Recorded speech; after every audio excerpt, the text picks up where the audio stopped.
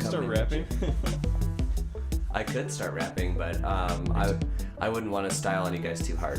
Do you got some bars written for this? Is that what they say, style? I don't want to style on you. Yeah, I guess white people say. White people say...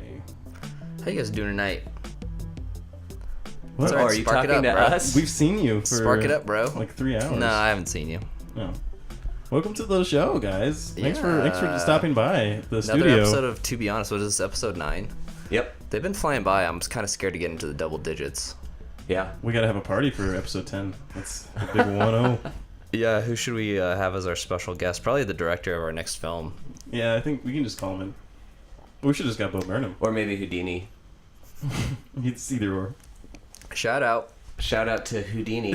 I think maybe our only consistent listener at this point. Gotta hold on to that one if you only got one. Better shout him out every episode. No. Just this one. Just this one. Well, Yep. So this is the what did we say was the 8th episode? It's the 13th. No, it's the ninth Episode. Ninth to be episode, honest, but we who's saw- counting though, right? Who's counting? But the reason you're confused is because we saw 8th grade, right? Uh-huh. Oh, We saw 8th grade. You're going for a joke there? I think he was. Oh. No, I was trying to piece it together for Jack so he didn't embarrass himself as much. Well, it didn't work. No. Okay. Well, I'm Jackson, I'm Addison. I'm Josh. and we saw 8th grade tonight. Yep. Gucci. The new film, written and directed by Bo Burnham. Is that how you pronounce his name? I think it's Burnham. Burnham. Not said as awkwardly as me. No. And he got his start as a YouTube sensation, moved to comedian, and this is his debut. Yeah, I mean, it should be noted, I guess, for his YouTube videos, he was doing, like, musical parody songs. Not like Weird Al, but he would, like, write his own little tunes on his keyboard and on his guitar, and he'd sing them and he'd record himself. That's true. He also had a very strong Vine presence. Like, if you watch Vine compilation videos, a lot of them are of Bo he's just goofy. Just being a goofball. He's goofing hard. He was on Vine? He was on Vine, yeah. I'm trying to think of any of his Vine stuff, but honestly, I didn't find them to be that funny. Yeah. So. Well, on that note, I kind of had a hard time with Bo Burnham for a while. Probably I did have some prejudice because he was like a YouTube sensation, and I just didn't really care about that. There's definitely some easy things to hate about him. Yeah. And really my opinion of him changed with his last Netflix special. I don't know if it was a Netflix exclusive, but it was really Happy. good. It is actually Make Happy. There's a lot of really sharp material in there, and it really impressed me, and it had heart that I wasn't expecting. Where I felt like he opened up and he kind of revealed himself as like, I should be happy right now because I have basically everything that I ever wanted, but I'm not sure that I am. And the ending of that comedy special is him singing a little song he wrote, like, I hope you're happy, something to that effect. And then he just like walks out the door into the sunlight. And that's the end of the special. And I found myself wondering after I watched it, like, oh, damn, I really kind of enjoyed that. Like, I hope that's not the end. I hope he's not, he's going to still do comedy or something. Right. Does he talk about taking a break from comedy during that stand-up routine? I feel like he might have mentioned it, but I can't. I thought he did. Yeah, I can't remember for sure, but I was kind of bummed out, and I was wondering what he was going to do next. Wait, so when the special was when? Probably 4 years ago? That sounds like too much. I want to say 2 or 3. 2 or 3? Yeah. Okay. Yeah, I would recommend it, though, to anybody that likes stand-up comedy. Anybody who likes to laugh. Yeah. Yeah, my favorite bit in it probably is the country song parody that he does. Oh, it's really good. It's like spot on. He has an amazing ear for just voices and melodies that just encapsulate what he's going for. Like, he was making fun of stadium country. Yeah. During that. A cold beer, a blue jeans. And I love how he's like, I take all your cowgirl clothes off. It's a fucking scarecrow. Oh yeah. He also has a really good Kanye West bit doing that. Yeah, he does. I wouldn't have got the lettuce if I knew it wouldn't fit. When he's talking about going to Chipotle and Oh yeah. like getting too big of a burrito and it gets wrapped all shitty. Wow, that speaks to me. I don't know about you guys. Oh, many times I've had that experience. It's fucking heartbreaking. Well, so we found out what he did after that special, though. He was making 8th grade.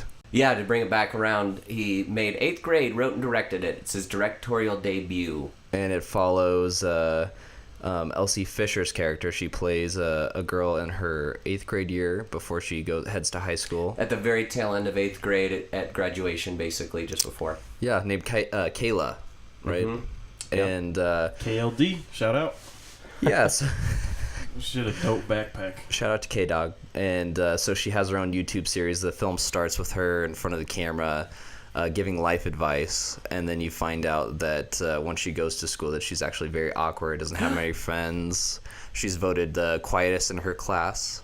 And the film follows her through her experience trying to cope with her anxiety. It's kind of not indirectly, explicit. yeah. It's not explicit, but it's It's a very easily anxious assumed. movie, honestly. Very anxious movie, and so it follows her being like roundaboutly invited to a birthday party that's a pool party, then going and feeling awkward, and then her experience looking onto the year ahead, going into high school as well as trying to make friends. Yeah, that kind of is what the whole plot revolves around, is her getting out of her shell and trying to mingle with different groups that she didn't before, which is something that's obviously very relatable. I mean, Yes. Everyone at some point has tried to change who they are to fit in with a group of people they think they should be in with. Yes. And social media takes a very strong theme in this movie. And that was probably the thing I found to be most interesting about this movie. I agree. In terms of my middle school experience was obviously nothing like this because I'm so fucking old. So I didn't have the social medias and the Twitters and the Snapchats and all of that shit. I just, fortunately for me, my embarrassing shit got left behind and no one gets to see it or remember it look at besides me. And they kind of reference how technology has changed growing up for different generations, where some seniors in high school are talking to her and they're like, "What age did you get Snapchat?" And she says 5th grade. And Yeah, they go wild. They're like, "You were seeing dicks in 5th grade?" I Yeah. love how that's just immediately associated with Snapchat. Yeah, right. Josh, Dick pics. Josh, how old were you when you got Snapchat? Yeah, I relate to getting dick pics in Snapchat. For context, Josh Well, is but the that's youngest just- one here, so he's 23. I just graduated 8th grade. It was a rough. How many years would that be? Probably over a decade of 8th grade. Yeah, Trying to get out. continuously repeating. Did you I got Snapchat when I was like 16 or 17 years old. really? That was like pretty much right when it came out, right? Yeah, probably like a year after that, or a year after it came out, I got it. And Did you get a lot of dick pics? a ton. That's probably why you got it, though. Yeah, I knew what I was getting myself into. I think that's the appeal of it, yeah. It's definitely how they sell it. Yeah. I like the way that the social media was placed in the film too. There wasn't very much emphasis on it, but there was like almost a background. Even though the characters are always on their phones or involving in like social It has media. a constant presence in the movie. Yeah, and it's like becomes just like a part of the environment that you're in, and it's kind of how they use social media in general is, or just technology is like, it's not necessarily like, oh fuck, we have all this technology. It's just that's part of my life. I have no other reaction to it other than like this has always been here and always will be. Yeah. And the way it's presented in the film definitely feels that way too. Like, in between every major event or between the acts in this movie, it's her laying in bed with her face just illuminated by the blue light. Yeah, and there's no Instagram. like emphasis. There's no like, oh, she's gonna. I mean, sometimes she like talks to somebody that's in her daily life that she wouldn't normally talk to that way, but it's just like, yeah, she's scrolling through Instagram and Snapchat and. Yeah, it's actually done pretty well in the sense that no, they didn't like focus on social media in a way that it just became cheesy or overly done. But the movie couldn't function without it. I don't think they made a point about it either. No, yeah. It's a lot like, I would say real life where, social media, it's so intertwined with our lives we don't even notice it's there, but it's hard to imagine life without it. Yeah, I thought there was so I think this movie in general had a very acute sense of detail, and there was a lot of really thoughtful, just quick shots, little things. Like what? Well, like the pool scene, for example. I want to talk a little bit about the social media as well, but the pool scene, all these little details, like the guy turning his eyelids inside out, and like all the dumb things that kids do when they're just around each other and having a good time.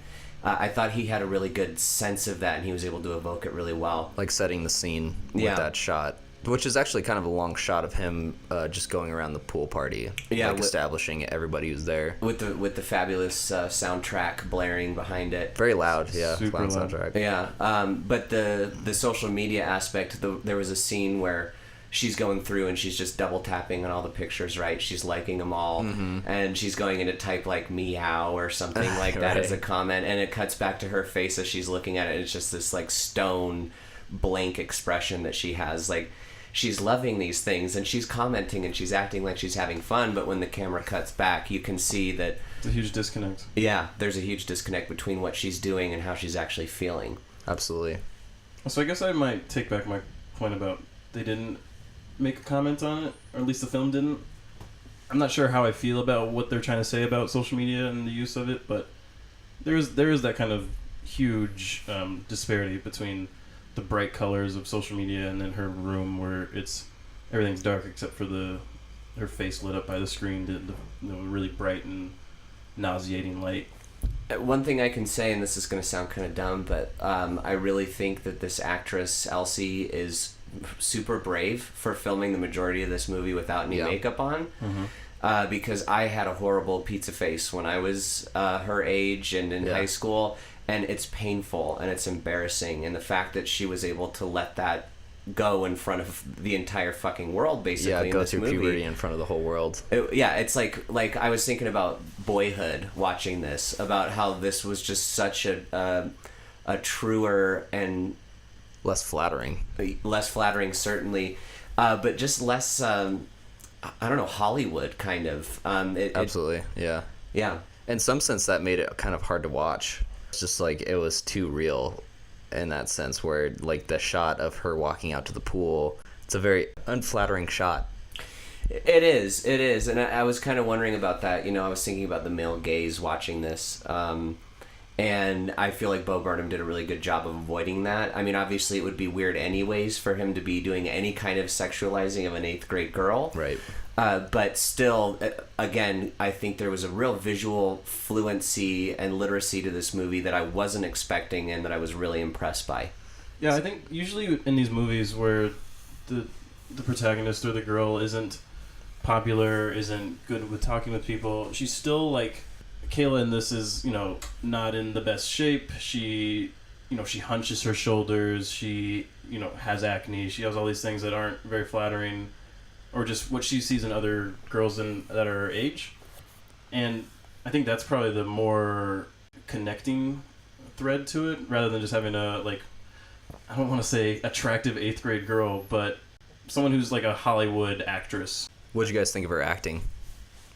So I was initially on the fence with that first scene where she's doing the YouTube video and she's doing the likes and the ums and all of that stuff. It did feel a little like I could tell that she practiced that a lot before she Really? actually went into You filming. think it was maybe a little oversold? A little bit, but I felt like it evened out as it went on. And honestly, my least favorite thing about the movie is probably that framing device that they use of the YouTube videos. Yeah. Because I was kind of more interested in what was happening in the scene. I didn't really want to hear her observations or reflections on it.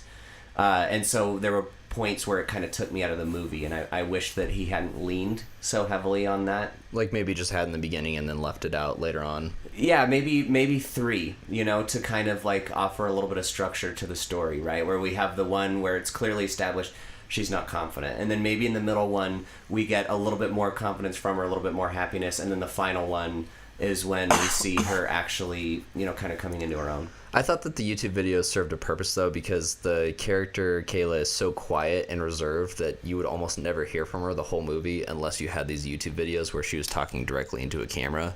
Yeah. And that was when she was trying to be the most outgoing and give her views on things. Yeah, I agree. I don't know. For some reason, it didn't quite work for me. I thought that there was a lot more that I learned about Kayla from kind of the subtlety of her actions, the way that she behaved around people, which, to answer your question, I thought, besides that, I thought she did a really great job. Yeah, she definitely sold it. What do you think of her acting, Josh? I thought the car scene where she's getting driven home by the high school boy, By the creep, yeah. that was probably her best acting. Yeah, so she's on her way home. She is with her I guess we should friend. say right now, spoilers. I don't know how you could spoil this movie. Well, but I think that this is a scene that I would prefer not to have known about going into Okay. the movie. And the This is a scene trailer that- does a really good job of not giving that away, not Yeah. even hinting at it. I was kind of like, where is this movie going? This is later on in the movie, and you'd almost think there isn't going to be anything really explicitly like sexual about this movie up until this point. But so she, You didn't get that from the dude masturbating in class in like the opening scene. that was brief, but I thought relating to During the sex ed class. to Kayla anyway. So yeah, that was pretty shocking when she looks over and there's just a guy with a shirt over his head jerking off. In the When you middle see of the light of class. his phone peeking through his shirt. Right. But anyways, in the scene that we're discussing, she's being driven home by this guy, and he stops the car, and he's like, oh, sorry, it's so hard to talk to you in the front seat. And then so he stops the car, gets in the back seat, tries to get her to participate in the game of Truth and Dare, where he asks her how far she's gone, and then he takes his shirt off, and then he dares her to take her shirt off. She slams on the brakes there, says no, has to, say no again later on, and then he drives her yells home. it. Yeah, she yells it, and then he guilt trips her on the way home about it. But that was actually a pretty exceptional piece of writing. I felt Yeah, in terms I of the agree. way that he was able to twist that on her. Like this was for you. This was for you. Just You 'cause want to you're lose it to some fucking loser in high school? in a hookup. Yeah, in a hookup. It was actually it was at the scene where you guys were talking about maybe it went too long. No. No. Okay. Actually, that was a great, the way you described it, like, that scene took so much time. It was a long scene. So slow, and the interaction. Good tension built in that scene. Yeah, and I'm just like, where are we going with this? Like, what kind of story are they trying to tell? No, it really worked. It didn't, like, rush through it. It didn't get too cliche. And Elsie Fisher, like she didn't oversell that either. I thought she did a good job during that scene. I was like, is this, like, real? Are we just watching a live, like, stream of her being harassed It by a made me 17-year-old uncomfortable, boy? yeah. I was like, what the fuck is happening? I would Super say uncomfortable. the scenes were long. We can talk more about it later, but they never felt bad. I was just like wondering, like, oh, this is actually going on for a long time, but it never felt taken out of it. I just was realizing, oh, this is longer than a normal scene. I think some of the scenes they made me feel so uncomfortable. I was like waiting for them to be over. Where she's so You were cringing a little bit. I was cringing a little bit. It was pretty awkward. I mean, especially during that scene where they're in the back of the car, like the things that the guy is saying are so awful that you're just waiting for it to be over. Well, and you're nervous. Like, is something gonna happen? Is he gonna like take advantage of her? I was kind of on the edge of my seat, deeply uncomfortable by the whole situation. But again, it was fucking authentic. Absolutely. Which that's a word that I will use to describe pretty much this whole movie is I agree. authentic. Yeah. Did it feel like it was somebody's writing and directorial debut? I didn't think so. Going along with the visual qualities that I was discussing earlier, the quality of the writing, I would have been fooled. Having not known who it was going into it, I would have thought that it was someone who's at least made a few movies, because it didn't have that kind of like first movie quality that we saw in that trailer about the boys whose dad leaves or whatever, where like you've got the shaky handheld camera and it's like holding up close on their face for this little quiet moment where they learn and discover something about themselves. And it's just very like hammy and stupid. They did have a handheld camera in one of the shots. There was a lot of handheld camera in this, but it wasn't overdone. Sure. No, it felt like he was very sure of what he was wanting to do, and he kind of just went with it. It's a short film too, or it's a regularly length film. It's not too long, not loaded. How was that? It's a regularly length. Well, because every movie we've seen in the past, like 5 episodes, have been 2-hour plus Long. movies that They've been are long, yeah. bloated, that are unnecessary. And this movie was like It was edited extremely well, refreshing. Yeah. Because you had these long scenes, you had these slow-paced scenes, but at the same time, you were moving along pretty quickly, and it didn't feel like you were staying with one subject matter too long. Mm-hmm. Even if the scenes were dragged out, and they probably could have been cut shorter. It just felt, I guess, authentic. It's starting to, that word is starting to buzz. Fuck. You know, that's, you No, already know. Can you cut that out, please? So, We'll see. what do you guys think about this is a adult man writing a movie about an 8th grade girl? I'm actually impressed at how well he was able to portray that experience. Yeah, I mean, I probably at no point, and this is to his credit, I suppose, thought about that while I was watching the movie. Of like, this adult man really knows how to write a teenage girl. I mean, I think it goes back to probably more the fact that this is just a pretty universal film for anyone who's a little different or was a little different when they were in school. I think Definitely. her gender is probably secondary to the fact, you fucking sexist.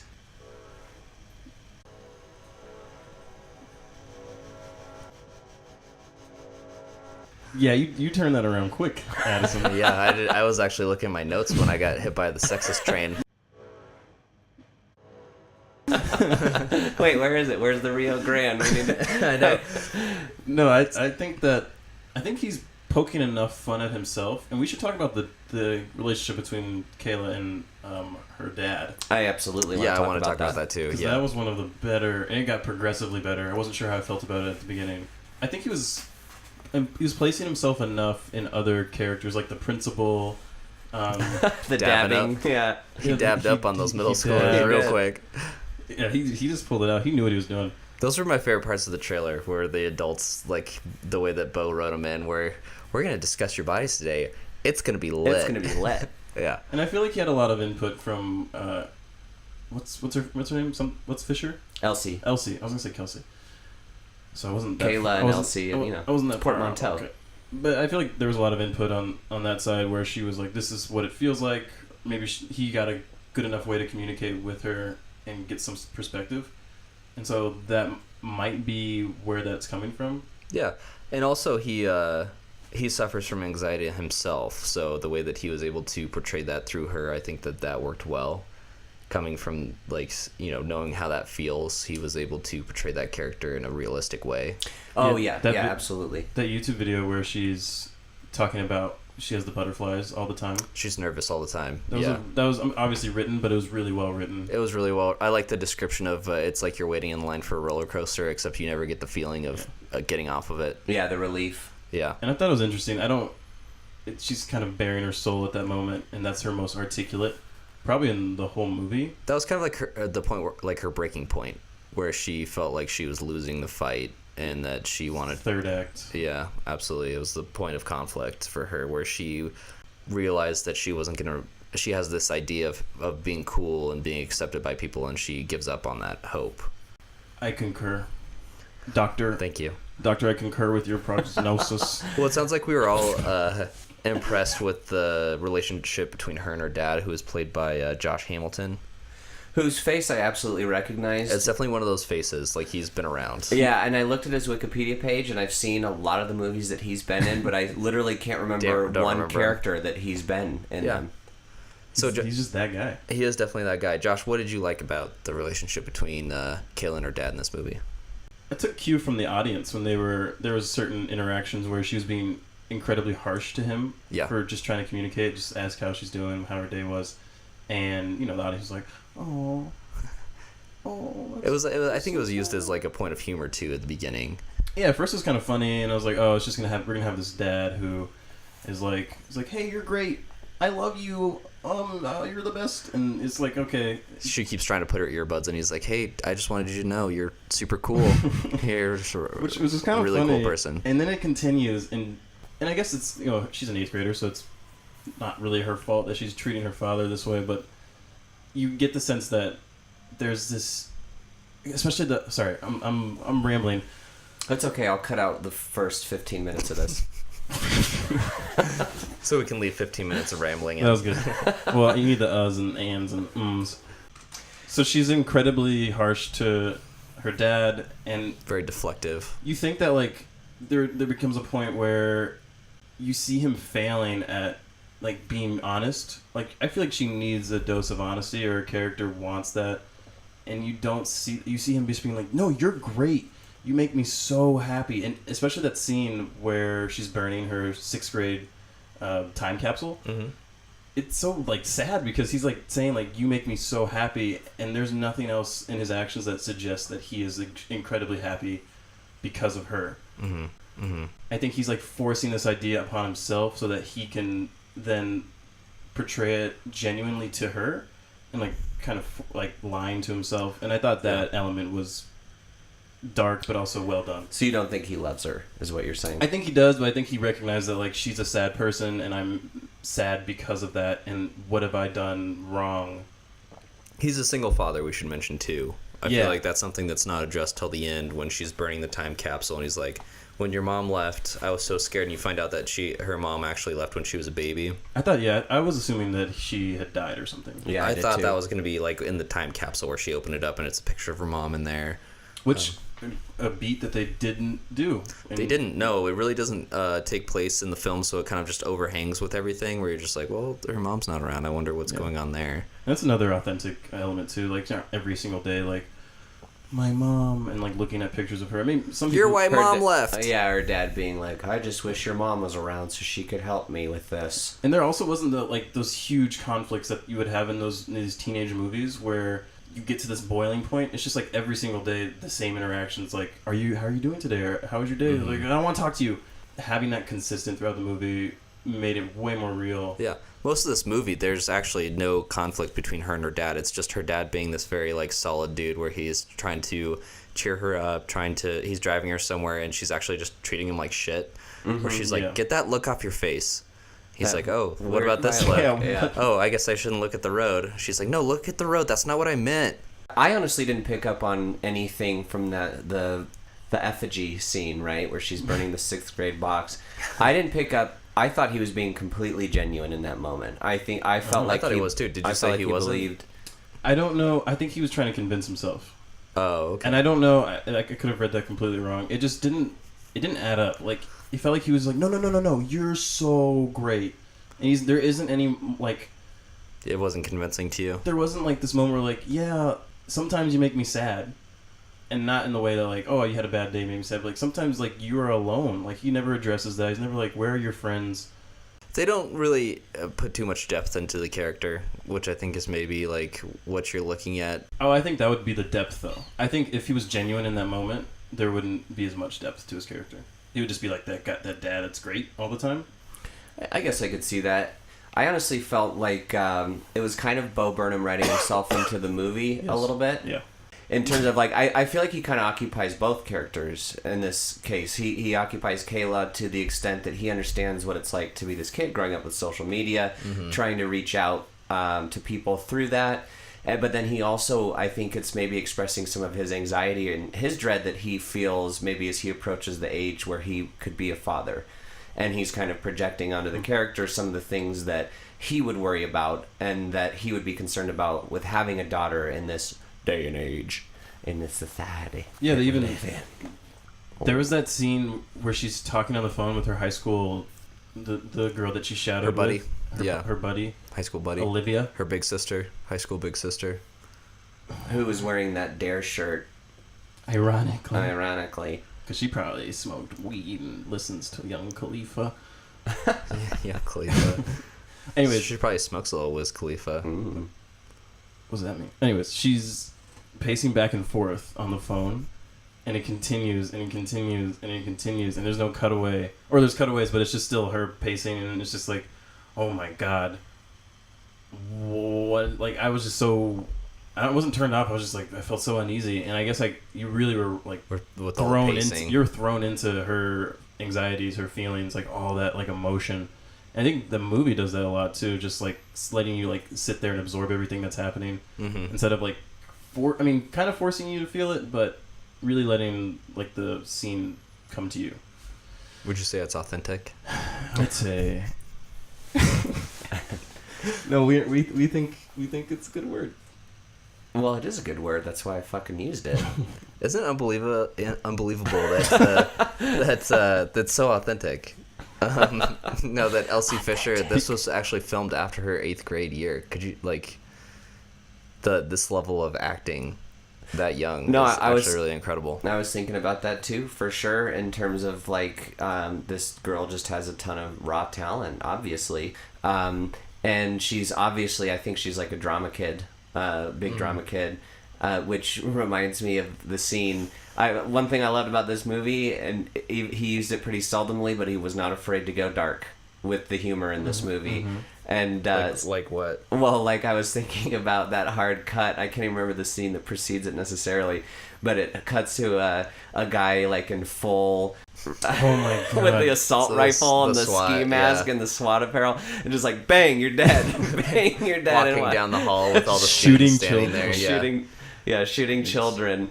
And then he's like, all right, well, that's what you do in the active shooter situation. And that was another thing, another really nice touch in addition to social media. Like, the active shooter situation is another reality these days that kids just have to deal with. And it's used as a backdrop to a scene where she's asking this which guy. is hilarious. It's the opening to a scene. Yeah, it's the opening to a scene of her approaching her crush that goes to the same school. She crawls over to his desk because they're all hiding underneath their desk during this drill.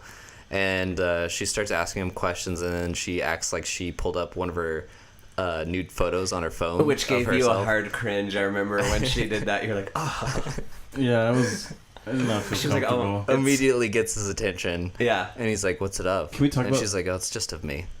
And then he's like, do you get blowjobs? You give blowjobs. Yes. Can we talk about Aiden real quick, because he might be yeah. in the first half of that movie like my favorite part of that movie, because he's this. He actually sells it really well. I love when she's looking through his Instagram and there's like tons of videos of him just flexing with his shirt off. And then she starts kissing her hand. And also the scene of when they're going around at the pool party, kind of just giving a shot of all the kids, of him with like the double middle fingers up. Yeah, the slow He tilt up. jumps in the pool and then he gets out and he's like just like flipping off somebody like with, Yeah. I loved the like visual humor in that in the editing, because when we first see Aiden, it's when they're opening up their little time capsules, and she's like, the teacher's handing out prizes for the things that the kids won, you know, best eyes, most quiet, most loud, blah. And he won Best Eyes. He did win best eyes, and when she calls that, he gets up and like the music comes on and it's blares, slow motion, yeah. and he's like walking, and then it cuts to Kayla and her mouth is just hanging open as she's staring at him, which is a scene that they repeat like to a T with the pool. Yeah. Of her like with her mouth hanging open and him walking in slow motion. He like jumps in the pool. It's like Phoebe Cates and Ridgemont, and so Not exactly. Well, I guess it's topless. Yep. Okay, we can cut that one out. Mm-mm. No. Nope. Okay. But yeah, no, and then obviously the scene that we were talking about earlier, where she's in the back seat with the guy, and he's obviously trying to make the moves on her, and it's very uncomfortable. Like, those are things that I think in a different movie probably would have been cut from the script, like first draft. You think so? Yeah, I think that people would want this to be more of a feel good thing, and he did not shy away from all the badness, all of the hurt, all of the heartbreak that comes along with being a fucking teenager, which just sucks. Yeah. Especially after she like kind of hints that she would give Aiden a blowjob. Yeah. Like that. She's that would, She goes she's home and watches really the good YouTube at them. video. Oh, that was Yeah. like an amazing scene when she Googles how to give a blowjob, and then she edits her search how to give a good blowjob. Yeah, which- and I love how most of the searches don't change. Yeah. Either. Yeah. But that's something that also would be cut out of a movie too. They wouldn't like, oh, how do we like present an 8th grader like researching blowjob? That's a great videos? scene because it really like highlights the part of coming of age of discovering your sexuality through the use of technology. Where you're just like, what is this? I'll Google it. Again, going back to the kid jacking off in class with his cell phone, like, That was He was that not was shocking. so you had mentioned that someone jacked off in class in your 8th grade, right? Oh, did you hear me say that? I heard you say that. Yeah, I forget who it was, but Was it similar to that where everyone's just sitting in class and everyone looks over and there's just like a shirt vibrating? Oh, it wasn't that aggressive. Okay. But we all saw his dick. It was weird. Ooh. And he finished. Ooh. Did he get kicked out of school? No, it was like this. The teachers didn't know. Oh, he but never got- everyone in everyone around like 8th grade was like, I forget his name, but like Darius was jacking off in class, and we was like, what the fuck? That was pretty much the extent of it, though. So there was a kid who jerked off in one of my classes too. Wow, I was But missing out. You were missing out. Growing up. Obviously, this was pre-cell phone, like I said, so he didn't have any whacking material. But it was this guy, Isaac. Isaac, I fucking remember you, dirty dog. You pervert. I just remember looking over at him in homeroom, and he had his hand in his pocket, and he was just Yes. like doing this. That's exactly how it happened. And I refused to look any further, but other people were picking up on it in class, and they were like, is he jerking off?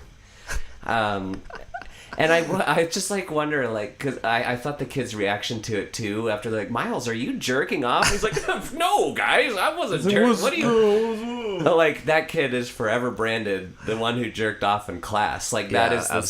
scarlet letter that he'll have to carry around. And that's another one of those little details that I was talking about earlier. Things that weren't necessarily in the movie, but things that the movie made me think about and relate to. Just like Rich in general, like having those little details. Mm-hmm. I love the whenever there's like a teacher talking, the background of LeBron James. Yes. LeBron James. That was during the shooter too. It was Yeah. during He the was talking. shooter, He yeah. just goes LeBron James. LeBron James. I don't know if that got too many laughs from the crowd though. I think there's a I think- context there a lot of people probably didn't get. I think it's a Vine actually. It is a Vine. It's Yeah. a Vine. It's a little black Of a kid. little kid just saying LeBron James over and over again like Yeah. that. Just looking, like, awkwardly looking in the cameras. LeBron James. And I think that's something that Bo, I like that he brought to this movie, was that he had just like an understanding of pop culture and social media culture too, like with having the teacher dab, and The sex ed video saying it's gonna be lit. it's gonna be lit, and also just like an understanding of the humor surrounding a lot of this stuff. Yeah, it didn't feel like they were trying to say like, oh, look at this old person's like using a reference. It wasn't. I don't know. It's funny in the sense that they're trying to connect this way, rather than like, oh, isn't that so funny that an older person is making this like reference to something that they have no idea. Well, it gives it like a time frame for this movie where it's just like, oh, this is current day. Where Yeah. a lot of coming of age stories where it's just like, this could be anybody. This is specifically speaking towards this, honestly, like current generation to like last 4 years. Sure. Yeah, I work with children, not a little bit younger, but I can definitely relate to this. They love their Do vines. you dab up on your kids? Yeah, I dab ad nauseum. They do not like it, and I think Yeah. that's Dab part- nauseum. Do you like shut down a kid during class? Or you're like, wrong answer, got him. What'd you just say? I said dab nausea. I do say got 'em a lot, and I say roasted, and I hate it. Do you do ligma? That's probably a little bit. What? Ligma? Ligma balls? Oh, why would I do that? In like 5th grade, 6th grade. Or do you do Sakon? So, anyways,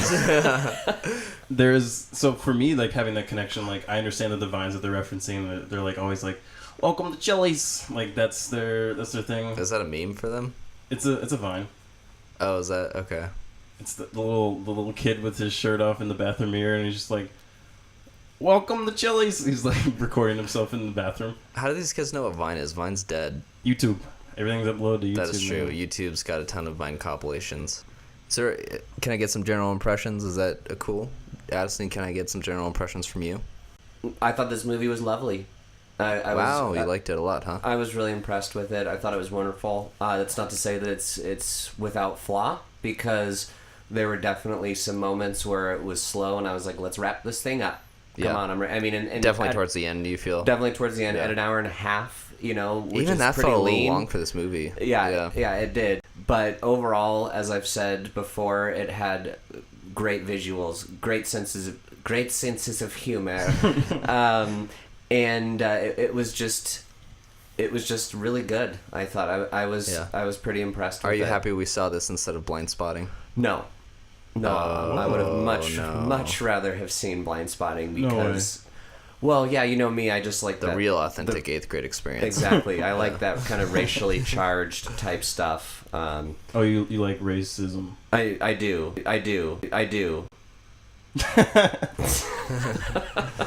So we have Addison on record saying that, which is cool. I do. Yeah. So Is there a way to change this movie to make it so that it holds your attention through the end? Because I felt the same way, where I was kind of like, I was actually looking and I was like, wow, has it not been an hour and a half already? I was thinking that too, and what I was thinking is that there's probably no way to do it without turning into kind of expected territory, maybe kind of hammy, where it's like she has a goal that she must accomplish in the movie. Like, oh, I have this play that I have to be in, and I got to practice for this play. This is going to be my big chance to kiss Aiden or whatever that guy's name was. This Like, just I would sounds have cheesy walked out already. of that movie if that was the plot. yeah, like there were better framing devices that could have been used to make this movie a little bit maybe more engaging on a storytelling level. But I didn't really feel like that was necessary, and I'm glad he didn't do it because it would have cheapened the movie quite a bit. You guys said you wanted less of the YouTube tutorial videos. I didn't say that, but Addison said that. Yes. Well, I thought that worked as a framing device, and part of it was that she's like scrolling through her old videos, and there's like 1 view and 2 views and 0 views. There's like Who can relate, right? yeah, and they're like 3 minutes long. She's just like, usually those like videos are 10, 15 minutes long, and I thought it was good to have 2 different sides of her. And I think that was the plot, and I think where it went wrong was that it was explaining some of the plot and exposition and feelings in those moments. But Well, like, they were always proceed with the bloop, bloop, bloop. yeah, So, like, anytime I heard that first bloop, I was like, okay, all right, let's get it. You can turn your ears off. Yeah, what's she going to say on this YouTube video? I don't know. It, like I said earlier, it took me out of the movie, which I really didn't want it to do. It felt a little too forced. Sure, but I think if they could do something more like that in another way, that would have helped make the movie more engaging, and maybe cut up those scenes. But again, I don't know. You'd have to change the entire tone of this movie in order to get a more engaging movie, I think. So is this a recommend or not recommend for you, Josh? Or did you like it or not like it? Ooh. I like this movie quite You a liked bit. it? Yeah. I thought it's kind of an experience watching this movie. Like It's we were definitely saying, a ride, yeah. we're like cringing and we're like feeling like uncomfortable, and yeah, and there's an authentic feel to like connecting with this experience of being an 8th grader, because I'm assuming everyone has been an 8th grader. Except people in 7th grade and the below, but go ahead. Okay, you're right about that. And so yeah, it was good. It was good. I don't know. I had another point, and I was interrupted by your tomfoolery. Well, would you say you had a favorite part about this movie? Maybe the authenticity, I guess. Maybe you mentioned that already. There was, I think, when she's walking to school for the first time, because it's her in her bed in the opening shot, right? Or there's a shot before that, before she's walking to school, and it like kind of cuts to her. Where she's hunched over, and you kind of get... She's hunched over. You get the introduction to her awkward self. I felt so overwhelmed. I was like, oh my god, like, I like so many insecurities were like bubbling up for me. I'm just like, stand up straight, like you present yourself better. I was like, oh my god, this is, and like throughout the movie I was feeling that way, and I was like, oh, it was good. And I think making that conflict within yourself as an audience is pretty good. And I think there definitely is that, like you mentioned, there's 2 sides of her that she has, where she has this side of herself where she's in her house and she's on social media and she can present herself in the way that she wants, and then when she's at school, she's voted most quiet, she's awkward, she's hunched over. Mm-hmm. So I definitely got that 2 sides of her. But yeah, I would say this movie's good and I loved it. I changed from like to love. Wow, like to love, man. We got some fans out here. I'm gonna stand hard on Bo Burnham. I can't wait to see what he does next, honestly. I mean, this one obviously is really close to him and his experiences, so that could inform why it's as good as it is. So hopefully he can bring that kind of, attention to detail and intelligence to his next movie. Yeah, could you imagine like the meeting where he's in with the producers and the studio, and they're like, Bo, love your work, very funny, and we just wanted to see, like, what do you want to make your movie about? He's like, I want to make it about an 8th grade girl. It's kind of out of the blue, I would say. It is, but it's it's an important movie. I'm sure he pitched it the way that you talk about it, Addison, where it's like, this is me, but also not me, and I would like to show that side of an experience that we don't see in films. And A24 is a pretty big studio. It's like having that on this platform. More frontiers, birds fucking circling us. They heard about our podcast. And they're trying to pick it up. That's their entertainment for the people flying over. Jack, hold on. Sorry, I have a question for you. Go for it. Jack, what did you think of this movie? Why are you calling me Jack? Son. There we go. I liked it. I don't think I definitely didn't love it, so I think you guys liked it more than I did. I think that I enjoyed the beginning where they set it up, but I think that it just didn't have the charm or maybe the story to keep going for the full hour and a half, which is why I was like checking my phone. I was like, this feels like it was longer than an hour and a half already. But it's hard to say like which scene you would cut because I feel like each scene is important. I think this is one of those movies where it's important to watch and it's a great experience, but I don't know if I would ever watch it again. Going back to it. Yeah, I don't know that this is something, if it came on HBO in like 6 or 8 months, that I'd be like, oh, I'm going to watch 8th Grade again. Because, there was definitely something in terms of the element of surprise to this thing. Yeah. Definitely. And like finding out where it was going. I would recommend it. I wouldn't say I loved it. Once again, I just didn't find that there wasn't enough charm, I guess, to keep me engaged the whole time. And I think maybe that was the expense of the authenticity of the film, which I think everyone's saying that they picked up on and enjoyed. So maybe it's different in that respect, where it's maybe not supposed to be like a fun, happy-go-lucky coming-of-age story that we get 3 of every year. It's supposed to be more authentic and more focused on a particular generation's experience in this particular part of life. Yeah, it's also just a moment, too. It's like 1 week, 2 week in an 8th grader's life. And we don't need to see how that comes to fruition. We just need to see a moment. And I think doing that works really well. Instead of like having this like ultimate climax where you're like, okay, I know how their life's going to turn out for, Yeah. Or just putting it up against the other coming of age story for the feminine experience this year, which was Lady Bird. Lady Bird was like basically how we discussed before. It was vignettes of an experience of this girl's graduating high school and going to college. 8th grade was a lot more concise than that. It was almost, I think it's supposed to be just 1 week of her life. There is one thing we didn't talk about that I'd like to, which is... Oh, I already know. Gabe. Yeah. Oh, yes. What a character. Yeah. Gotta save for the best for last. Yeah. He was very, very funny. Even in and he was really only in like 2 scenes. Yeah, so movie. She meets him at the pool party. He's the birthday girl's cousin. The only one who will talk to her. Yes, he comes up and talks to her and starts. What does he started off with? Oh, his handstands. Yeah, he swam across the pool. Yeah, underwater. He swam across the pool, and then he wants to see how long she can hold her breath underwater. And then he's like, you can't move at all because if you move, your body consumes oxygen. Yeah. And then he's like, want to see my handstand? And it's just his feet like curled up and his legs as he's falling over. The pool's not calm enough. The pool has to be more calm. And then one of the last scenes of the movie is he invites her over to his house to it's like a hangouts. It's not a date, but it kind of has that feel. And they're eating McDonald's chicken nuggets, and he has all of the sauce packets neatly lined up in front of each plate. Literally, like the color spectrum. Yeah. Yes. Yeah. And I like how that's done too, because you actually don't see his face in the first scene, and then you see him this time, and then you're kind of like, who's that guy? And then you piece it together. He's like a bowl cut. Yeah, the bowl cut. They bond over Rick and Morty, and one of the Szechuan sauce. Szechuan sauce, which was just a fucking nightmare. But one of the quieter, more subtle moments that I thought was really good in the scene we were kind of describing, where she's having dinner with her dad and she's listening to her headphones and doing her social media thing, and he's trying to talk to her. He's like, "Your food's getting cold," and she's like, "No, I like it cold." And then in that scene, he's like, "I had the chicken nuggets and the fries, but I heated them up a while ago, so they might be kind of cold. I can heat them up for you if you want." And she's like, "No, this is great." And that was like, I didn't even really piece that together. Another little tag on her character and a little callback. Callback. Callback. He was also in. They set him up. He was in an Instagram message where he's like, "Oh yeah, thanks for following back. Yeah, it's Gab. It's Gab.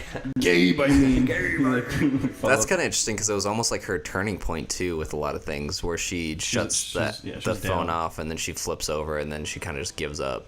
Yeah. She realizes that the people who she's trying to make her friends are never going to be her friends. No. And she needs to be going for what makes her happy.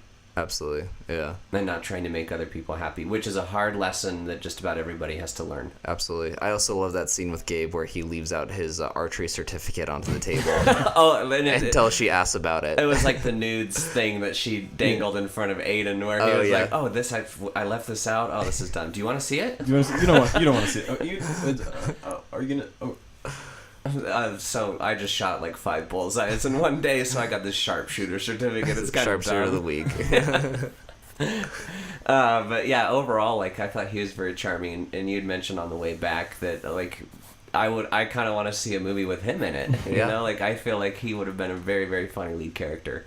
He definitely sold it. I think that he played that role so well. You immediately knew what was going on with his character and what he was supposed to contribute to it. Mm-hmm. Yeah. So yeah, I would recommend this movie. I didn't get that out there. I said it was lovely and all that, but I would absolutely recommend this movie. I think there's a way worse ways that you can spend an hour and a half at the Movieplex. You think it's playing the Movieplex? Isn't that where we went to go see it? We went to like this hole in the wall, like where they like have cheap, dirty movies on And Saturday lukewarm nights. beers. Dirty movies and lukewarm beers. Come on down and tuck your head in your shirt and jack off at the Mayan Theater. You know what? Forget the shirt. Let's do it. Just out in the open. I'm gonna take my shirt off. Is it? Do you dare me? Do you dare me to take my shirt off? Oh, God. There was a scene in The Put Simpsons. this cord in your mouth. There's That was actually really funny. that was. Sorry, I set my beer on the table. Addison's drunk. I'm fucking wasted. Anyways, there was an episode of The Simpsons where this new girl moves into the neighborhood next door to Bart, and he like falls in love with her, and she has Jimbo over, and Jimbo's sitting in the living room, and he's like, this shirt's really itchy. I might just take it off. And he's like, what do you think? I was thinking about that scene, or that part of The Simpsons during that scene. Anyway. So never trust a man with a flat-billed hat, I think was the point of that story. Absolutely. Ruger drives a Honda. Hyundai. I think it was a Hyundai. I don't think it was a Honda. Gucci.